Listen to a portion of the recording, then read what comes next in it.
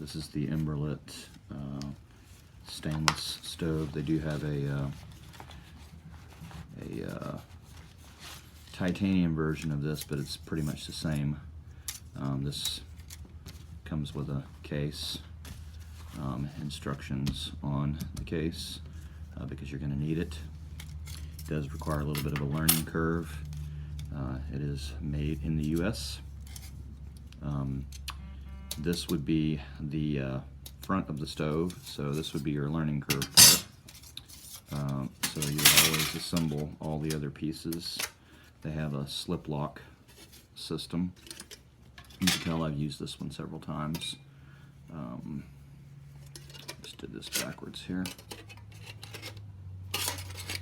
Anyway, it just slides in. It's a little overlap into the notch.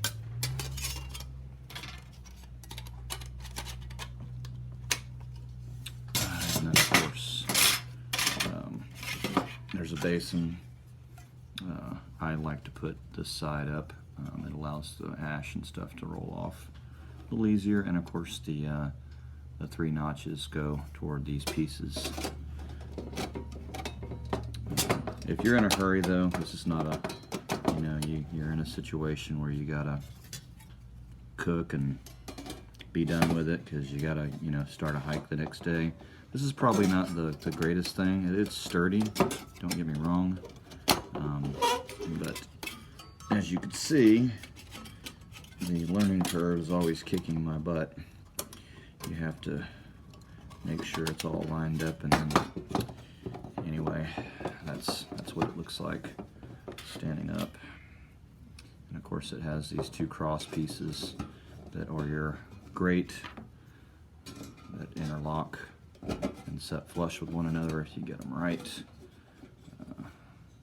So anyway, that is the Ember Lit stove, and it weighs like I think 11.3. The Vargo, which this is its carrying case, it weighs like I think 4.1 or 4.3. I think it's 4.1 ounces. It's a lot lighter. I mean, a lot lighter. This is something that I probably would carry in my day pack that I carry to work every day for a just in case thing. You can always use it with the little fuel tablets, or if you have an alcohol stove or whatever, you can always take this to work, and it's very low profile, and it's easy to put together, and it's made of titanium. So this one basically you just roll it out, lock it into place. This last lock is a clip lock. You'll hear it snap, and that's kind of what holds the whole stove together, which is very important because you want your fuel door access to be able to open up without disassembling the whole stove. Really lightweight. I like the fact that it has the holes in the bottom that allow for airflow up underneath, as to where the Ember Lit does have these, but it has the airflow holes around the side, so your ash kind of gets trapped in there and you can get a little bit of a buildup in the bottom of this thing. So again, I like my old one. This would be something that I could probably put a excuse me, cast iron wear on the top of it, and not have to worry about it caving in. But I always had a little bit of issues with it not being as stable on the top, and it might be just me, and what I put on here.